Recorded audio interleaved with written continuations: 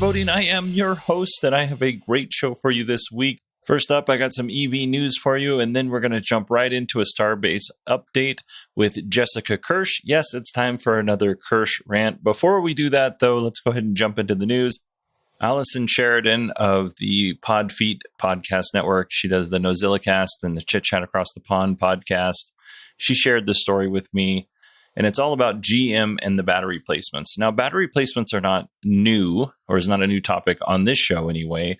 We've talked to James and Howard in the past about their Hyundai Kona and their battery placement experiences. James lives in Canada, and Howard lives here in the United States on the East Coast.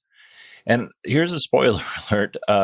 Howard has had a relatively positive experience, while James is still facing some frustrating challenges, and he has chronicled those on the latest episode of his podcast, True North EVs. There's a link in the podcast notes under Friends of the Show for both James's podcast and then Allison's website, and that will take you to everything that she does.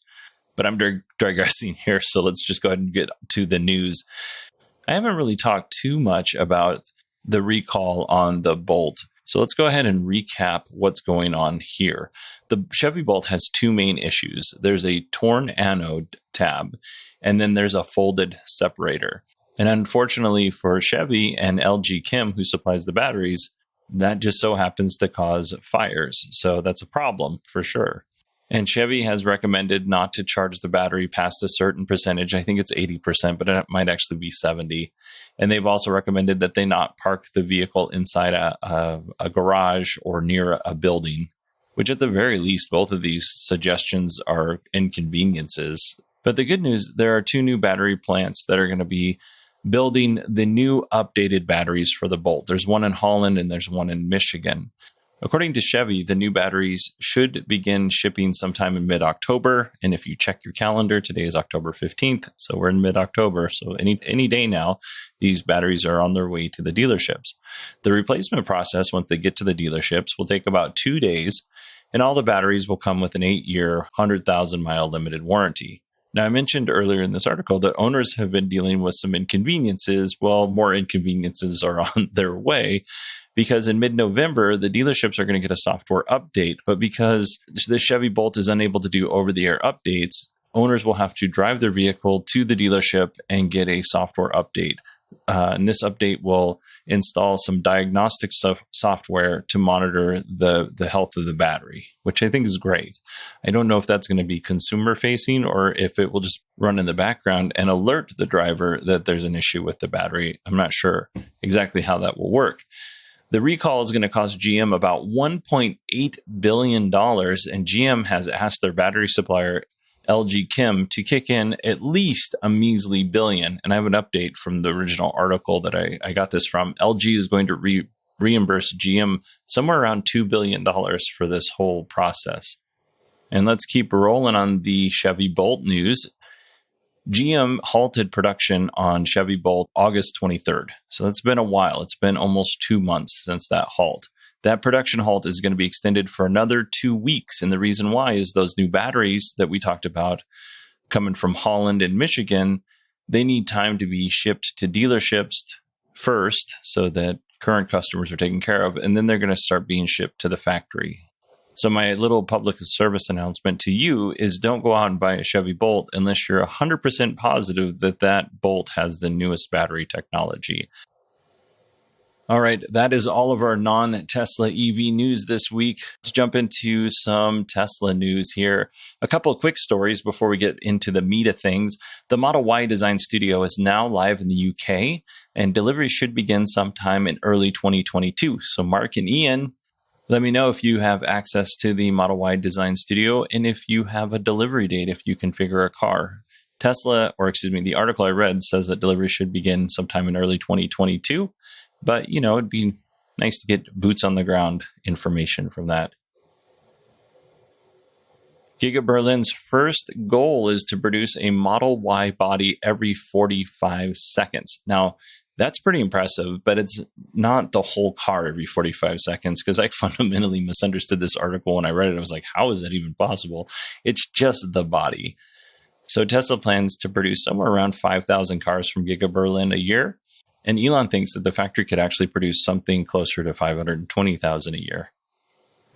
Tesla is reducing the free period for premium connectivity to 30 days.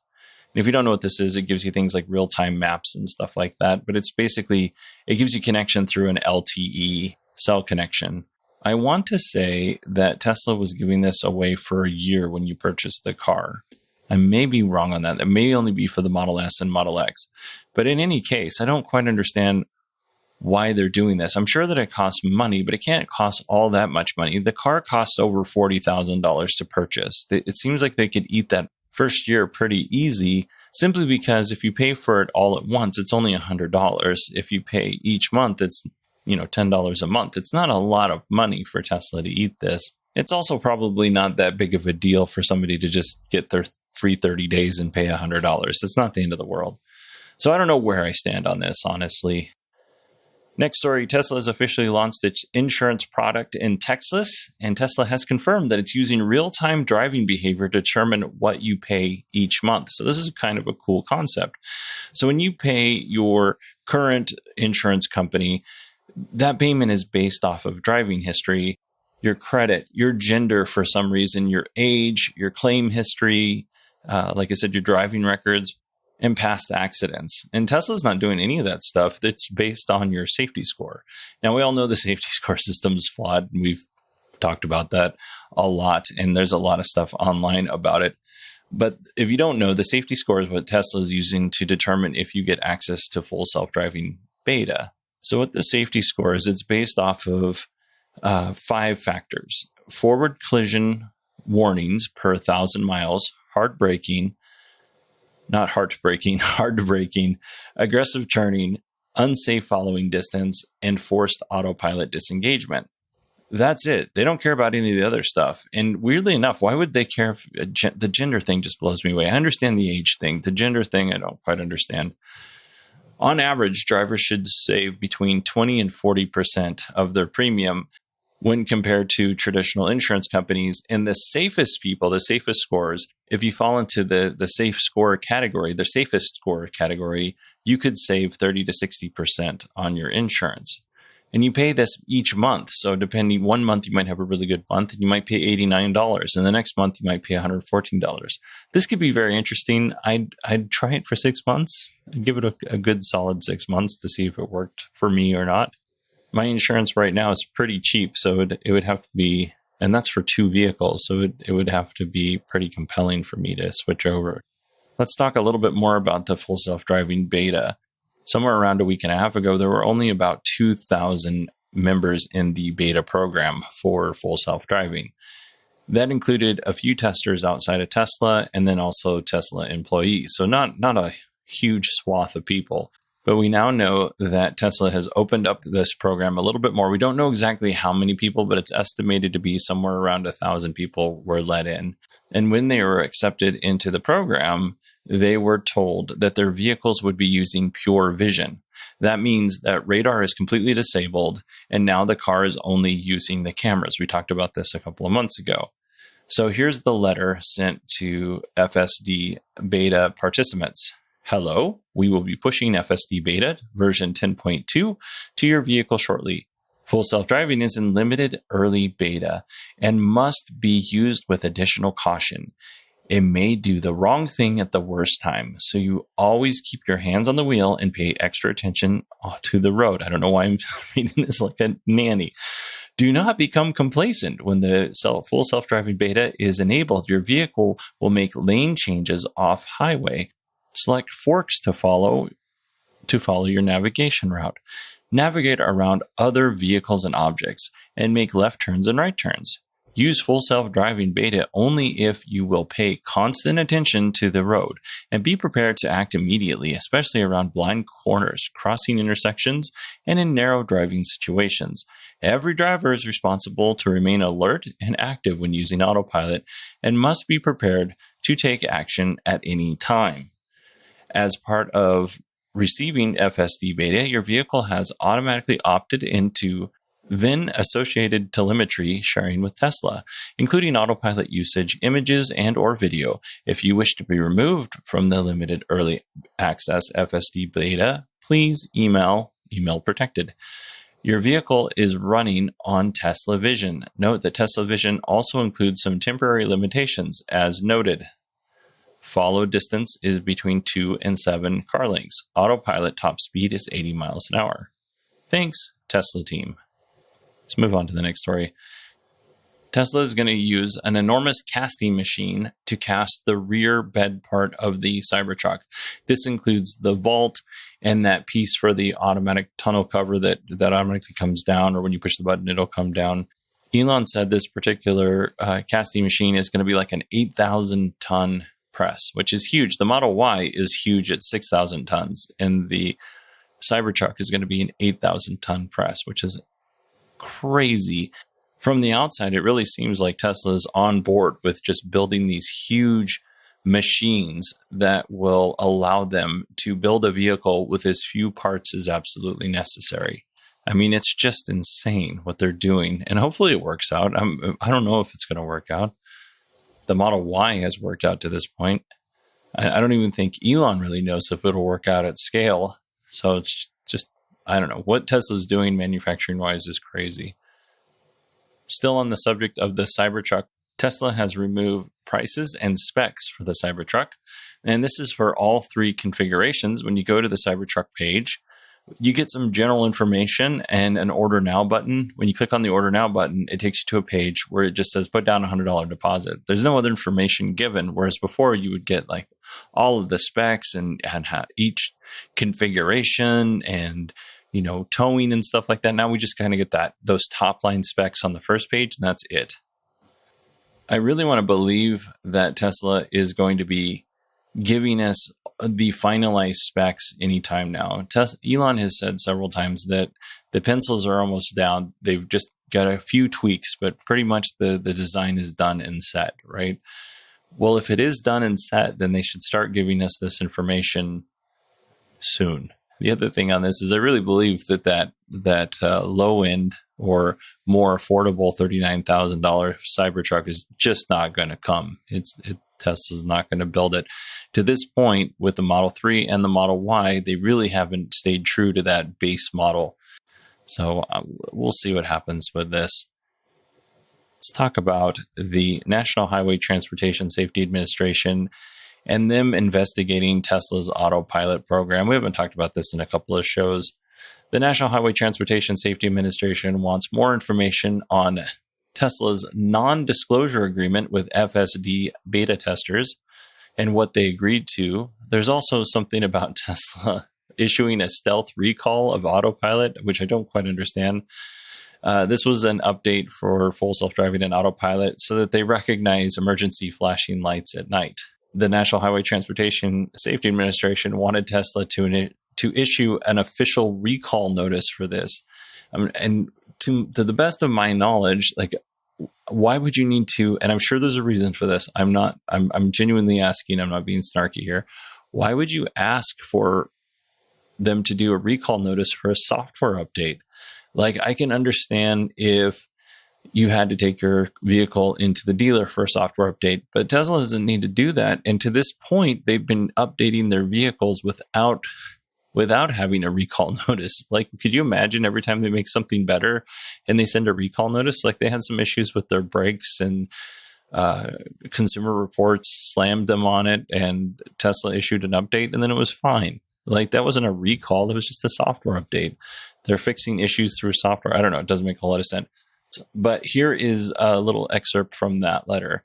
This letter follows up on recent discussions between our organizations and requests additional information from Tesla with respect to two recent actions taken by your company.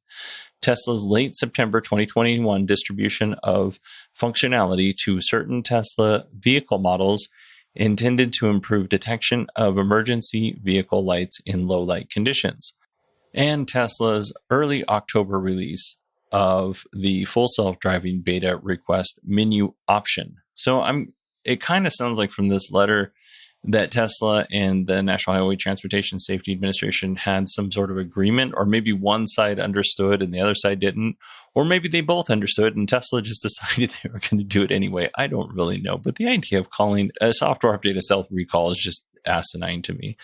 Like anytime Apple does an iPhone update or Android does an update to their phone, it's not a recall, it's just an update, even if they're fixing a security issue. Seems like a fundamental misunderstanding of how Tesla and their update system works. But here is a little letter, another letter sent to Tesla about the FSD early access beta release. Recently, National Highway Transportation Safety Administration has become aware of reports that participants in Tesla's FSD Early Access Beta Release program have non-disclosure agreements that allegedly limit the participants from sharing information about FSD that portrays the feature negatively, or from speaking with certain people about FSD. Given that National Highway Transportation Safety Administration relies on reports from consumers as an important source of information in evaluating potential safety defects, any agreement that may prevent or dissuade participants in the Early Access Beta Release program from reporting safety concerns to the National Highway Transportation Safety Administration is unacceptable. Moreover, even limitations on sharing certain information publicly adversely impacts National Highway Transportation Safety Administration's ability to obtain information relevant to safety. So basically, they're concerned that people aren't going to share if there's an issue with the National Highway Transportation Safety Administration, which I get. That is a valid concern. And again, like I said before, there may have been some discussions between Tesla and the Highway Safety Administration. As best as I could tell, the non-disclosure agreement was, and I haven't read all the way through it, but from what I've gathered, and I don't have time, it's like 8 pages or something like that. But it sounds like Tesla is just basically like, hey, share this information, but just don't share the things that make us look bad, which I get in itself is probably dumb for Tesla to say. But on the other side, it is a beta. It's not like it's a fully fleshed out features. Like, I kind of understand that people might get the wrong idea if they don't completely understand that the person complaining is in a beta program. Because I've seen plenty of people posting stuff about their beta experience, and Tesla's not asking them to take it down, or at least not to the best of my knowledge. And I know a couple of beta testers, and to this point, Tesla seems like they've been pretty open to these beta testers sharing their experience. Now, granted, these are OG beta testers. I don't know any new ones. But I imagine if, Earl of the Frunk Puppy Twitter account, if he was out there posting a bunch of trash, Tesla would probably be upset about that. And maybe at some point, if he was doing it enough, they might pull his beta.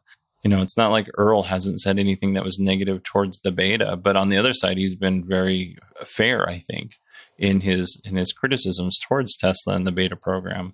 All right, to sum all this up, it does seem like from the outside, these requests are kind of silly. Now, they're not silly at all if Tesla agreed to actually do these things, but they are pretty silly if the Transportation Safety Administration was like, no, you have to do these things when you normally wouldn't do them if you weren't being investigated. I want to go into some updates if you'll indulge me. I'm currently trying to redesign the show's show art to be more inclusive of other EVs out there and not just Tesla. Because I've been told that when people see the show art, they just think it's about Tesla and then they don't want to listen. So based on some really good advice, I'm changing the show art, but that takes time. And I'm very busy and I don't have time to do it. Right now, I've got promotional testing coming up. I've got training that I'm designing for my shift at work. I've got this podcast. The testing, you have no idea. There's over 800 pages to study for this test. So I'm just very, very busy right now. So I'm very sorry. And Jeffrey, I know I owe you a thank you note with some stickers and some other swag in there. I will more than make that up to you in the coming months. I just need to get past this really busy next 3 weeks. So I apologize. Now, having said that, I'm way too busy to do this podcast right. Would you like to support me on Patreon? Go to patreon.com/kilowatt or supportkilowatt.com. And there's a lot of perks that you get. The biggest one is for just $1 a month, there are no ads on the show. So that's pretty cool. So having said all that, this might be the worst time to pitch my Patreon. So don't go to patreon.com/kilowatt or supportkilowatt.com and don't pledge $1. Because like many things in my life, I'm just going to fall short of your expectations. Jessica Kirsh and I sat down this week and we chatted about SpaceX and how Starbase is progressing. And we even chatted a little bit about Jessica and the challenges that she's running into living out of an RV. And let me tell you, living in an RV in South Texas is not an easy experience. And Jessica gets into that. It's a short 20-minute little chat. I think you're all going to enjoy it. So let's go ahead and jump into Kirsh Rant, I think number 5. It's time for a Kirsh Rant. Jessica Kirsh, welcome back to the show. Thanks so much for having me back, Bodie. It's been a minute since I've been on. No, it's been, I don't know how many months, but the last time you were in Phoenix and you were kind of planning your move to Starbase, and now you live in that area. What have you been up to since last time we chatted? Oh gosh, where do I start? I'll be brief. What have I been up to? So yes, I've moved to Starbase, Texas, which is previously known as Boca Chica, Texas. Also, people know it as Brownsville, Texas, the Rio Grande River Valley, and near South Padre Island, right on the border of Mexico at the southernmost tip of Texas. Yes, there are people that live here. And I have moved down here in order to bring live coverage as well as coverage in general and updates, breaking news updates about the SpaceX Starship program, which is in development and under construction here in Starbase, Texas. So we talked a little bit about this before we started recording, but you've personally faced some challenges just that you weren't expecting moving to South Texas that I don't know that a lot of people in different parts of the country or the world really understand how difficult it is to live in that area. Like there's a lot going on. So yes. Do you want to highlight some of those things that you've experienced? Yeah, sure. So, I am currently, I live in an RV. I'm full-time RV living. I've never lived in an RV before. Previously, I've stepped foot into one time. So the challenges of learning to RV, that's number one. Number two, and that would happen anywhere, the learning curve for RVing. But number two has been the infrastructure of utilities here in this area. There's a lot of things here. Sorry, I should back up. There's not a lot of things here that are built out and sustainable for everyday usage. For example, basic necessities like water supply. Water supply is a concern. City of Brownsville, going down to Starbase, there's no fresh water anywhere.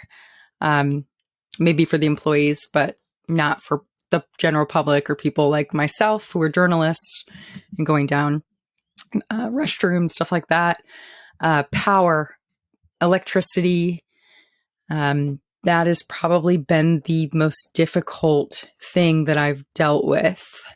Not only is there, in my first location with my RV, I started at a place called Rocket Ranch, and there was not enough power to power a full-time RV living person. So it was temporary. I moved to an RV park where I have a full hookup and fiber optic internet is offered free. Well, now I know why it's free because it goes down all the time. The wind blows and the power goes out. The wind blows and everything goes out. So right now, the infrastructure here for electricity, for water supply, just plumbing in general. So it's very rough, raw, rugged. The mosquitoes are the size of houseflies. Mm-hmm. And it's been a really interesting challenge, and I've been documenting all of it on YouTube. So if you're interested in seeing my journey, please head over to my channel, youtube.com/Jessica Kirsh, Kirsh. Yes. And you mentioned a little bit, but like just the weather in Texas, like everything's bigger in Texas, and that includes the weather. Like I've never been to a place that had more spectacular thunderstorms and lightning storms than Texas. Like it's just amazing. Even the thunder claps are bigger. They are so loud. It sounds like somebody is setting a firecracker off in your ear. It rumbles your house. Exactly. And I'm in a trailer, so I'm already like, and I'm in a wind plane, which is fine because there's wind turbines that are producing energy, which is a step towards becoming sustainable in this area. It rumbles everything. You never know when it's going to flood, when the power is going to go out.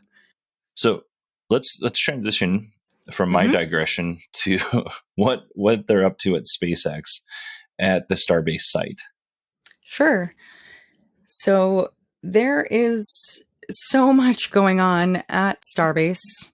And for anybody that's not familiar with the term Starbase, back in March of earlier this year, 2021, I was down for serial number 10 flight test, Starship SN10. And Elon tweeted, "Creating the city of Starbase." And that was the first acknowledgement that they were creating a city. And like I said, it was Boca Chica. Beforehand, there's still Boca Chica Village. So basically the city of Starbase is, in my opinion, this is all my opinion, I feel it's a prototype city that they're building out for infrastructure for when human beings go to Mars and colonize. That's my opinion. That's interesting. That's an interesting thought. Yeah. And so there's all kinds of things that are going on, but first of all, Starship is the number one, which has brought thousands of jobs. Thousands of people are working. They're working 24/7. There's a night shift and a day shift, and then there's contractors. People are working 6 days a week, 14 to 16-hour shifts, 30 minutes for food.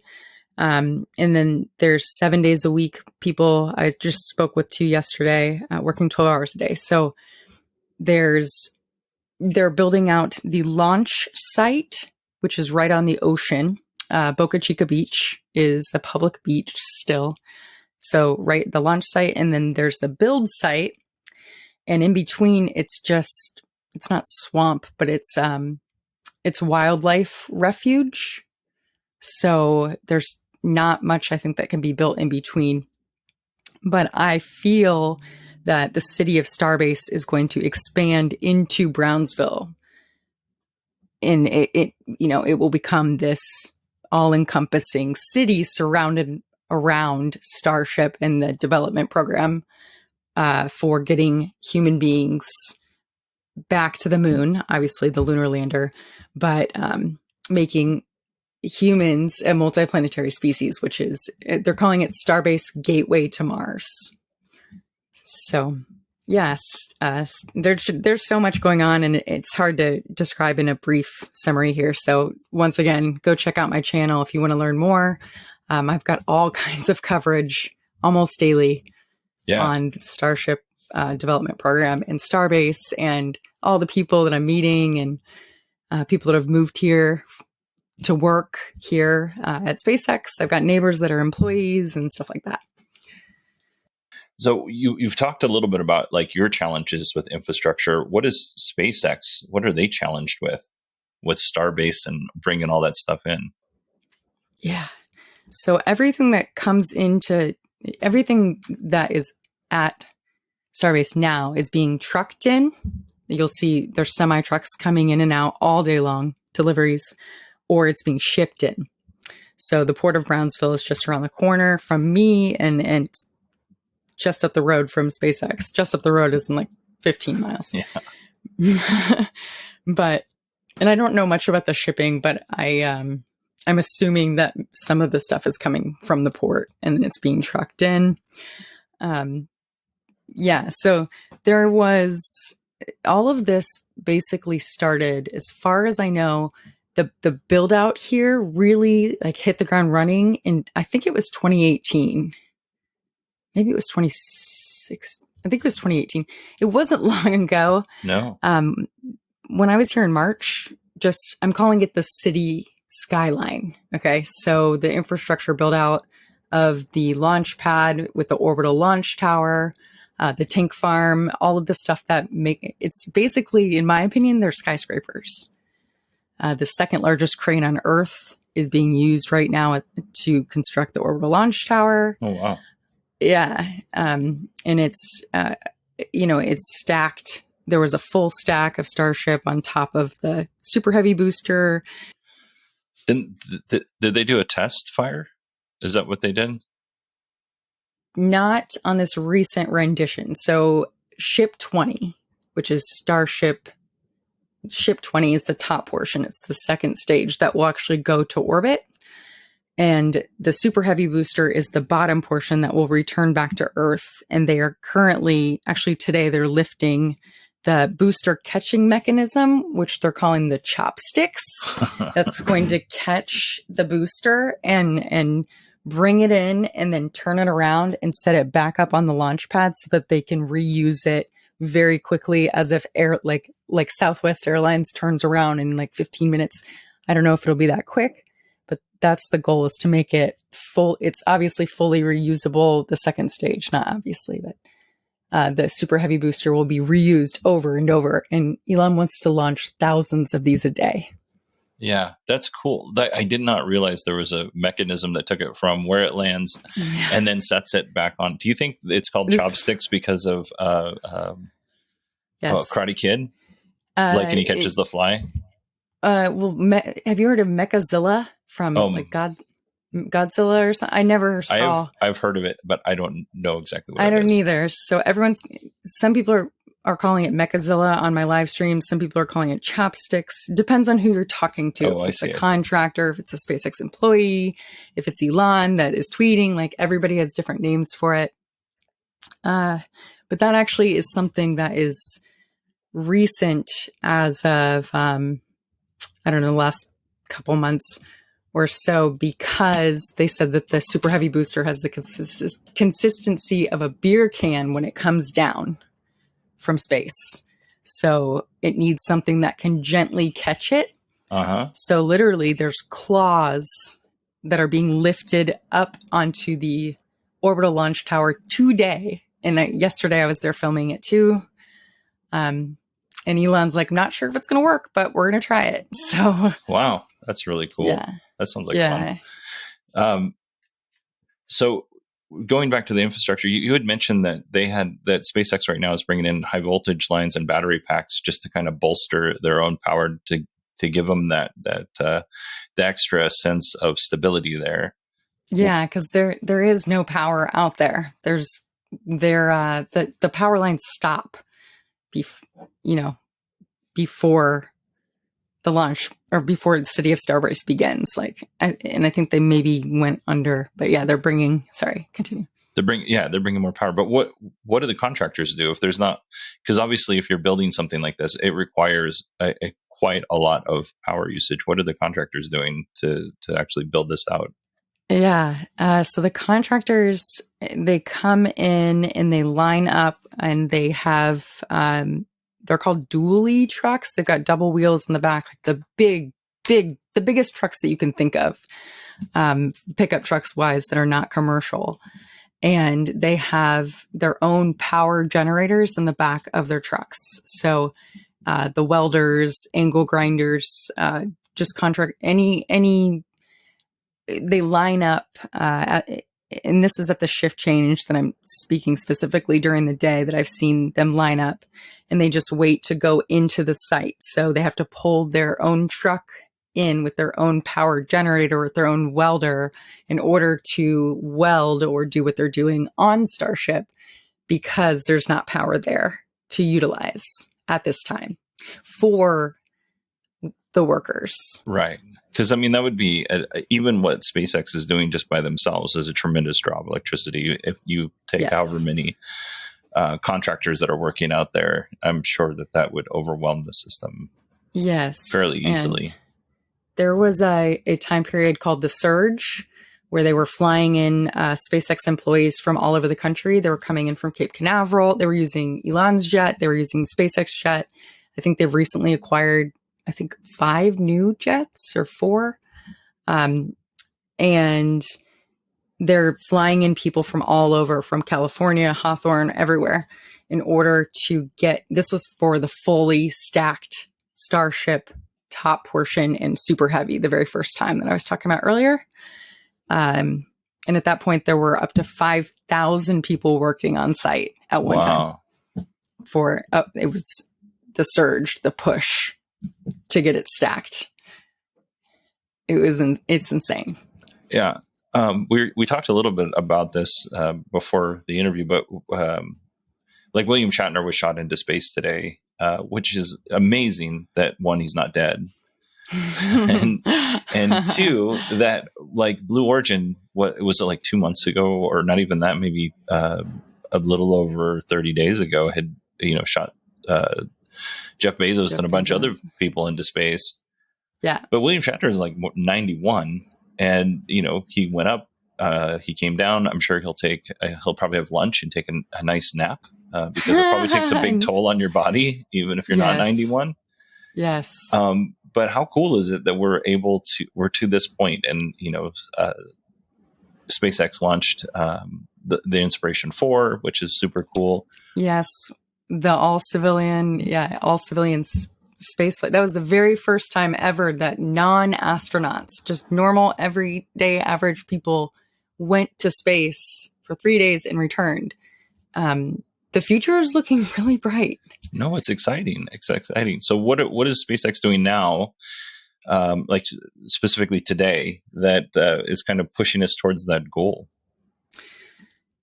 Specifically today, well, I just saw that a road closure, Boca Chica Boulevard road closure, was canceled for today, Wednesday. Oh no! October. So no static fire. Yeah, no static fire. Oh, but they were planning on doing the booster for static fire of 6 Raptor engines. Right now, I think there's 29 total, possibly going to be 31 just for the bottom portion. Wow. So, and they're super powerful, because they need a lot of those engines to get Starship to orbit. And they're very, they're renewed and a whole new version than the ones that they were using in the test flight. So tomorrow after 5 p.m., we're hoping for a static fire, and it's going to be the loudest, most exciting event. I think that besides the flight tests, I think that it's just, I'm hoping that the world tunes in. It's going to be awesome. Are you going to be filming this from South Padre? That was my plan, as long as I can get there, and because parking and all that stuff is the most difficult thing. But yes, that was my plan. As long as it goes, because as long as they don't cancel the closure, but you know what I mean? Getting over there. I'm about an hour from Isla Blanca Park, where I filmed SN10 on the beach. Okay. Yeah. So in that case, what I'm going to encourage people to do is I'm going to encourage them to follow you on Twitter, because that's when you find out, or how you find out when Jessica goes live. It's at Jessica Kirsh, Kirsh. At Jessica_Kirsh. Oh, yes. KIRSH. My bad. It's okay. No worries. It's all good. I wrote it down It's wrong. all good. And it's then okay. You can also go to youtube.com/Jessica Kirsh live if you want to see if she is live, or you just go to youtube.com/Jessica, not underscore, just Jessica Kirsh. Yes. So youtube.com/Jessica Kirsh, KIRSH. If I'm live, you will see in the top portion of my channel, you will see the live stream. It should appear if I'm live. If I'm not live, you will see my channel trailer. But the best way to check if I'm live is to type in to the internet, youtube.com/Jessica Kirsh. YouTube.com/live. Or you could just Google. Yeah. So, yeah.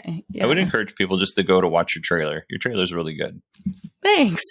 I love the appreciate music. that. The music's great. Oh, thanks. I appreciate that. All Thanks, right. Bodhi. Jessica, thank you so much for coming on and sharing with us today. Yeah, thanks so much. I can't wait to talk to you next time. Excellent. With more updates. I'm looking forward to it.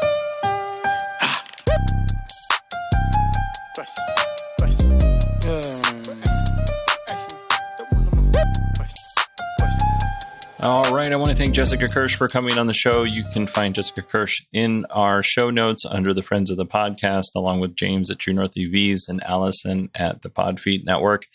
Or you can go to youtube.com/Jessica Kirsh and you can see her there. I want to thank Jessica for coming on the show. I really appreciate it. I really love sitting down and getting a chance to chat with her each and every month. Although it's been a while. I think it's been since June. She's been very, very busy. If you want to email me, you can email me, Bodie, BODIE at 918digital.com. You can also find me on Twitter at 918digital.